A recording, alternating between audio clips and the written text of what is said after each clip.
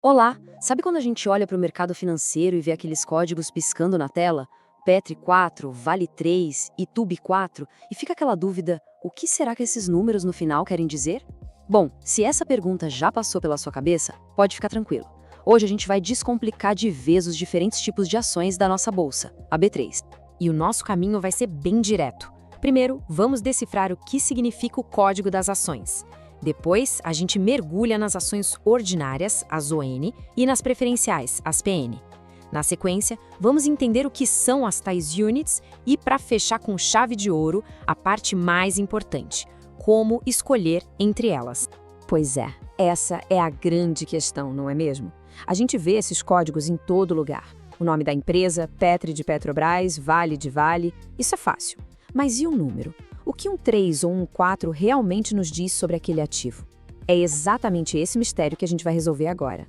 Ok, vamos começar a decifrar isso. Mas antes de entender os códigos, a gente precisa ter certeza de que o conceito mais fundamental de todos está bem claro. Afinal, o que é, na essência, uma ação? De um jeito bem simples, pensa assim: uma ação é um pedacinho de uma empresa. Quando uma pessoa compra uma ação, ela está se tornando literalmente sócia daquele negócio, dona de uma pequena fração de tudo aquilo. É um conceito simples, mas que é a base de todo o mercado. Agora sim, vamos para o nosso primeiro tipo específico: as ações ordinárias, que a gente costuma chamar pela sigla ON. O nome já dá uma pista, mas a palavra-chave aqui é sócio. Pense nelas como a ação que dá voz dentro da empresa. E aqui está o ponto central. A característica mais importante de uma ação ordinária é essa: ela concede o direito de voto. Voto onde? Nas assembleias de acionistas, onde as grandes decisões da companhia são tomadas. É a forma de participar ativamente da gestão. Então, para resumir o que define uma ação ordinária, o código dela, o ticker, sempre vai terminar com o número 3. Viu o final 3? É uma ON. Como a gente viu, ela dá direito a voto, ou seja, participação nas decisões. E tem um outro ponto muito importante chamado tag along. Isso é uma proteção que garante que, se o controle da empresa for vendido, o pequeno acionista pode vender suas ações por o mesmo preço que os grandes controladores receberam. Muito bem, entendida a ON, vamos agora para o segundo grande grupo, as ações preferenciais ou PN. Se as ordinárias focam no poder de decisão, as preferenciais, como o nome já sugere, focam em outra coisa: a preferência na hora de receber os lucros. E essa é a grande sacada. Quem tem uma ação preferencial tem prioridade na fila quando a empresa vai distribuir seus lucros, os famosos dividendos. É uma espécie de troca. Geralmente, abre-se mão do direito ao voto em troca dessa vantagem financeira. As características aqui são um espelho das ordinárias. O código termina com o final 4, como em ITUB 4. A prioridade é no recebimento de dividendos, e como regra, elas não dão direito a voto. Um outro detalhe é que muitas vezes as ações PN têm maior liquidez, o que significa que é mais fácil e rápido comprar e vender essas ações no mercado.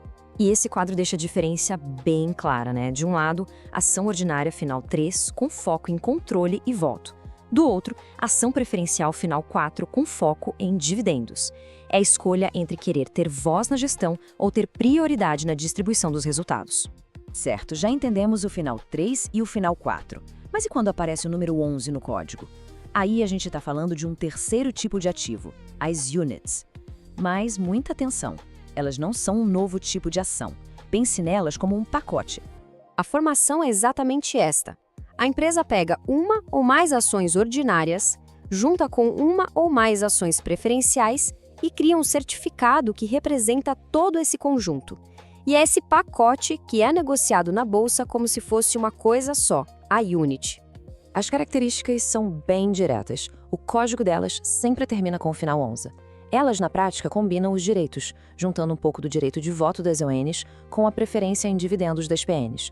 E um ponto importante: a composição exata desse pacote, ou seja, quantas ações de cada tipo ele tem, é definida pela própria empresa.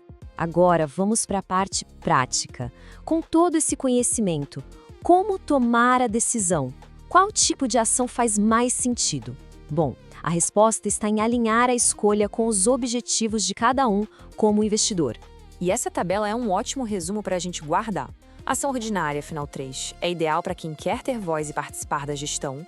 Ação preferencial final 4 é para quem busca um foco maior em renda passiva, nos dividendos, e a Unit, final 11, é para quem procura um equilíbrio, um misto das características dos outros dois tipos. E assim a gente chega ao final. A pergunta que fica agora não é só técnica, ela é estratégica. Com o entendimento claro sobre as classes de ações, a reflexão que fica é: que tipo de sócio se deseja ser? Um com poder de voto, um com preferência nos lucros ou um que combina um pouco dos dois mundos? A resposta para essa pergunta vai guiar as próximas decisões de investimento.